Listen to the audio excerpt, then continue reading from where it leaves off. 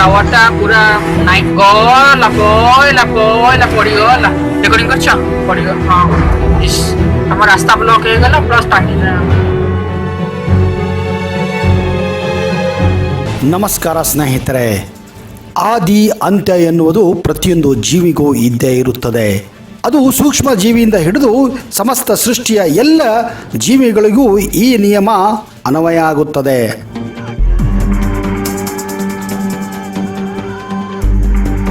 ಅಂತ್ಯ ಸಮೀಪವಾಗುವ ಮುಂಚೆ ಈ ಸೃಷ್ಟಿಯು ನಮಗೆ ಕೆಲವೊಂದು ಸಂಕೇತಗಳನ್ನು ಕೂಡ ಕೊಡುತ್ತದೆ ಹಾಗೂ ತೋರಿಸುತ್ತದೆ.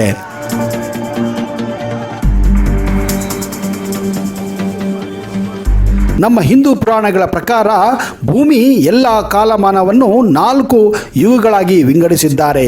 ಅವುಗಳೇ ಕೃತಯುಗ, ತ್ರೇತಾಯುಗ, ದ್ವಾಪರ ಯುಗ ಹಾಗೂ ಕಲಿಯುಗ. ಈಗ ನಾವು ಇರುವುದು ಕಲಿಯುಗದಲ್ಲಿ. ಈ ಯುಗಾಂತದಲ್ಲಿ ಸೃಷ್ಟಿಯು ಅಂತ್ಯವಾಗಿ ಮತ್ತೊಂದು ಹೊಸ ಯುಗದ ಸೃಷ್ಟಿ ಆರಂಭವಾಗುತ್ತದೆ ಎಂದು ಹಲವಾರು ವರ್ಷಗಳಿಂದ ನಾವು ಕೇಳುತ್ತಾನೆ ಬಂದಿದ್ದೇವೆ. ಅದಕ್ಕೆ ಹಲವಾರು ಸಂಕೇತಗಳನ್ನು, ಸೂಚನೆಗಳನ್ನು ಆ ಭಗವಂತ ನಮಗೆ ಕಾಲಾನುಕಾಲ ಕೊಡುತ್ತಾನೆ ಬಂದಿದ್ದಾನೆ.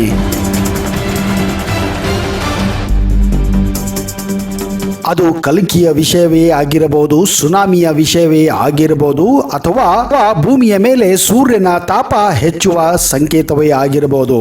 ಇದಕ್ಕೆ ಹಲವಾರು ಉದಾಹರಣೆಗಳು ಕರೋನಾ ವೈರಸ್ಸೇ ಆಗಿರಬಹುದು. ಇಂತಹ ಹಲವಾರು ಉದಾಹರಣೆಗಳನ್ನು ನಾವು ನೋಡುತ್ತಾನೆ ಇದ್ದೇವೆ, ಅನುಭವಿಸುತ್ತಾನೆ ಇದ್ದೇವೆ. ಆದರೆ ಆಶ್ಚರ್ಯಕರವಾದ ಸಂಗತಿ ಏನೆಂದರೆ, ಮಹಾರಾಷ್ಟ್ರ ರಾಜ್ಯದ ಅಹಮದ್ನಗರ್ ಜಿಲ್ಲೆಯ ಒಂದು ದೇವಾಲಯದಲ್ಲಿ ಕಲಿಯುಗದ ಅಂತ್ಯಕ್ಕೆ ಹೇಳುವ ಒಂದು ನಿಗೂಢವಾದ ಹಾಗೂ ನಿಖರವಾದ ಸಂಕೇತವನ್ನ ಅದು ತಿಳಿಸುತ್ತದೆ. ಹಾಗಾದರೆ ಆ ದೇವಸ್ಥಾನ ಏನು ಹೇಳುತ್ತದೆ? ಅದರ ಅರ್ಥ ಏನು? ಅದರ ರಹಸ್ಯ ಏನು? ಆ ದೇವಾಲಯ ಎಲ್ಲಿದೆ ಎನ್ನುವ ಸಂಪೂರ್ಣವಾದ ಮಾಹಿತಿಯನ್ನು ಈ ವಿಡಿಯೋದಲ್ಲಿ ನಿಮಗೆ ಕೊಡಕ್ಕೆ ಹೋಗ್ತಾ ಇದ್ದೀನಿ. ಒಂದು ವೇಳೆ ನೀವು ಈ ಚಾನಲನ್ನು ಇನ್ನೂ ಸಬ್ಸ್ಕ್ರೈಬ್ ಮಾಡದೇ ಇದ್ದರೆ ದಯವಿಟ್ಟು ಸಬ್ಸ್ಕ್ರೈಬ್ ಮಾಡಿ, ಜೊತೆಗೆ ಬೆಲ್ ಐಕನ್ ಕೂಡ ಪ್ರೆಸ್ ಮಾಡಿ.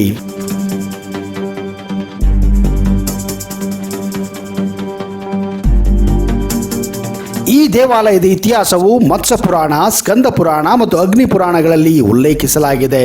ಅದುವೇ ಮಹಾರಾಷ್ಟ್ರದ ಹರಿಶ್ಚಂದ್ಗಢ ಪ್ರದೇಶ. ಪುರಾಣಗಳ ಪ್ರಕಾರ 6ನೇ ಶತಮಾನದಲ್ಲಿ ಕಲಚೂರಿಯ ಸಾಮ್ರಾಜ್ಯರು ಈ ಪ್ರದೇಶವನ್ನು ಆಳುತ್ತಿದ್ದರು. ಇಲ್ಲಿನ ಗುಹೆಗಳು ಅತ್ಯಂತ ಸುಂದರವಾಗಿದ್ದು, ಸುಮಾರು 11ನೇ ಶತಮಾನದಲ್ಲಿ ಗುಹೆಗಳು ತನ್ನ ಅಪೂರ್ವ ಸೊಬಗನ್ನು ವೃದ್ಧಿಸಿಕೊಳ್ಳಲು ಡೊಂಕಾಗಿವೆ. ಈ ಗುಹೆಯಲ್ಲಿ ಮೊದಲಿಗೆ ಮಹಾವಿಷ್ಣುವಿನ ಮೂರ್ತಿ ಇತ್ತು. ಚಂಗದೇವ ಎಂಬ ಸನ್ಯಾಸಿಯು 14ನೇ ಶತಮಾನದಲ್ಲಿ ಈ ಗುಹೆಯಲ್ಲಿ ತಪಸ್ಸನ್ನು ಆಚರಿಸುತ್ತಿದ್ದನು. ಅಲ್ಲಿನ ಹರಿಶ್ಚಂದ್ರೇಶ್ವರ ದೇವಾಲಯ ಹಾಗೂ ಕೇದಾರೇಶ್ವರ ಗುಹೆಗಳು ಕೋಳಿ ಮಹಾದೇವ ಎಂಬ ಬುಡಕಟ್ಟಿನ ಜನರ ಅಧೀನದಲ್ಲಿತ್ತು. 1747ರಲ್ಲಿ ಮರಾಠರು ಈ ಪ್ರದೇಶವನ್ನು ಆಕ್ರಮಿಸುತ್ತಾರೆ. ಸಪ್ತತೀರ್ಥ ಪುಷ್ಕರಣಿ ದೇವಾಲಯ ಪೂರ್ವ ಭಾಗದಲ್ಲಿ ಸಪ್ತ ತೀರ್ಥವಿದೆ. ಈ ತೀರ್ಥದ ಸಮೀಪ ಮಹಾವಿಷ್ಣುವಿನ ಮೂರ್ತಿ ಇದೆ. ಇತ್ತೀಚೆಗೆ ಈ ವಿಷ್ಣುವಿನ ಮೂರ್ತಿಯನ್ನು ಹರಿಶ್ಚಂದ್ರೇಶ್ವರ ದೇವಾಲಯದ ಗುಹೆಗೆ ವರ್ಗಾಯಿಸಲಾಯಿತು. ಕೇದಾರೇಶ್ವರ ದೇವಾಲಯ ಹರಿಶ್ಚಂದ್ರ ದೇವಾಲಯಕ್ಕೆ ಹೋಗುವ ದಾರಿಯ ಸಮೀಪದಲ್ಲಿಯೇ ಬೃಹತ್ ಗುಹೆಯು ದೊರೆಯುತ್ತದೆ. ಅದುವೇ ಕೇದಾರನಾಥನು ನೆಲೆಸಿರುವಂತಹ ಒಂದು ಸುಪ್ರಸಿದ್ಧ ಗುಹೆಯಾಗಿದೆ. ಈ ಪವಿತ್ರವಾದ ಗುಹೆಯಲ್ಲಿಯೇ ಕಲಿಯುಗ ಅಂತ್ಯವನ್ನು ಸೂಚಿಸುವ ಲಕ್ಷಣಗಳಿವೆ.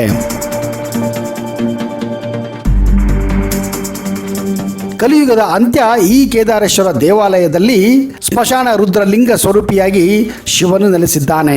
ಈ ಅದ್ಭುತವಾದ ಲಿಂಗ ಸುತ್ತಲೂ ಜಲಾವೃತಗೊಂಡಿದೆ.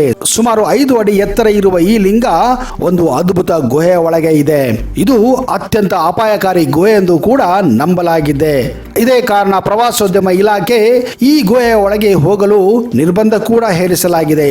ಆದರೂ ಕೂಡ ಪ್ರವಾಸಿಗರು ಈ ಗುಹೆಯ ಒಳಗೆ ಹೋಗಲು ಪ್ರಯತ್ನ ಪಡುತ್ತಾರೆ ಹಾಗೂ ಕೆಲವೊಂದು ಸಾರಿ ಯಶಸ್ವಿ ಕೂಡ ಆಗುತ್ತಾರೆ. ಇದಕ್ಕೆ ಕಾರಣ ಆ ಗುಹೆಯಲ್ಲಿರುವ ಆ ಅಪರೂಪದ ಲಿಂಗವನ್ನು ದರ್ಶನ ಪಡೆಯಲು. ಈ ದೇವಾಲಯ ಒಳಗೆ ಹೋಗೋದು ಕೊಂಚ ಕಠಿಣವಾಗಿದ್ದು, ಏಕೆಂದರೆ ಅಲ್ಲಿನ ನೀರು ಅತ್ಯಂತ ತಂಪಾಗಿರುತ್ತದೆ. ಮಳೆಗಾಲದಲ್ಲಿ ಈ ದೇವಾಲಯದ ಪ್ರವೇಶ ಅಸಾಧ್ಯವಾದದ್ದು ಹಾಗೂ ಅತ್ಯಂತ ಅಪಾಯಕರವಾಗಿದ್ದು, ಆದರೂ ಕೂಡ ದೇಶ ವಿದೇಶಗಳಿಂದ ಸಂಶೋಧಕರು ಪ್ರತಿ ಬಾರಿ ಪರವಾನಗಿ ಪಡೆದು ಈ ದೇವಸ್ಥಾನವನ್ನ ಮಳೆಗಾಲದಲ್ಲಿ ಪ್ರವೇಶ ಪಡೆಯಲು ಪಡೆಯಲು ಬಯಸುತ್ತಾರೆ. ಕಾರಣ ಆ ಸಮಯದಲ್ಲಿ ಆ ದೇವಸ್ಥಾನದಲ್ಲಿ ಆ ಲಿಂಗದ ಮೇಲೆ ನಡೆಯುವ ಕೆಲವೊಂದು ಅಗೋಚಕರ ಶಕ್ತಿಗಳನ್ನು ನೋಡಲು ಹೋಗುತ್ತಾರೆ. ಈ ಗುಹೆಯ ಅತ್ಯಂತ ಕುತೂಹಲಕಾರಿ ವಿಷಯವೇನೆಂದರೆ ಇಲ್ಲಿರುವ 4 ಸ್ತಂಭಗಳು. ಪುರಾಣಗಳ ಪ್ರಕಾರ ಈ ಒಂದೊಂದು ಸ್ತಂಭವು ಒಂದೊಂದು ಯುಗವನ್ನು ಬಿಂಬಿಸುತ್ತದೆ. ಅವುಗಳೆಂದರೆ ಕೃತಯುಗ, ತ್ರೇತಾಯುಗ, ದ್ವಾಪರ ಯುಗ ಹಾಗೂ ಕಲಿಯುಗಕ್ಕೆ ಸರಿಸಮವಾಗಿವೆ. ಈಗಾಗಲೇ 3 ಸ್ತಂಭಗಳು ಇಲ್ಲಿ ಧ್ವಂಸವಾಗಿವೆ. ಇದಕ್ಕೆ ಕಾರಣ ಆ 4 ಯುಗಗಳು ಈಗ ಅಂತ್ಯವನ್ನು ಕಂಡಿವೆ. ಈ 3 ಸ್ತಂಭಗಳು ಆಗಲೇ ವಿನಾಶವನ್ನು ಕಂಡಿವೆ. ಈಗ ಉಳಿದಿರುವುದು ಕೊನೆಯ ಒಂದು ಸ್ತಂಭ. ಈ ಸ್ತಂಭವೇ ಕಲಿಯುಗಕ್ಕೆ ಸಾಕ್ಷಿಯಾಗಿದೆ. ಕಲಿಯುಗ ಇನ್ನೂವರೆಗೆ ಇದೆ ಎನ್ನುವುದಕ್ಕೆ ಈ ಸ್ತಂಭ ಇಲ್ಲಿ ನಿಂತಿರುವುದು. ಒಂದು ವೇಳೆ ಈ ಸ್ತಂಭ ಬಿದ್ದರೆ ಅದು ಕಲಿಯುಗದ ಅಂತ್ಯ ಎಂದು ಹೇಳಲಾಗುತ್ತಿದೆ. ಕಾಲಕ್ರಮೇಣ ಆ ಯುಗಗಳಲ್ಲಿ ಧರ್ಮವು ನಾಶವಾದಾಗ ಈ 3 ಸ್ತಂಭಗಳು ಉರುಳಿವೆ ಎಂದು ನಂಬಲಾಗಿದೆ. ಆದರೆ ಕೊನೆಯ ಸ್ತಂಭವು ಕೂಡ ದಿನೇ ದಿನೇ ಹಾಳಾಗುವುದನ್ನು ನಾವು ಇಲ್ಲಿ ಕಾಣಬಹುದು. ಇದಕ್ಕೆ ಕಾರಣ ಕಲಿಯುಗದ ಅಂತ್ಯ ಹತ್ತಿರದಲ್ಲಿದೆ ಎಂದರ್ಥ.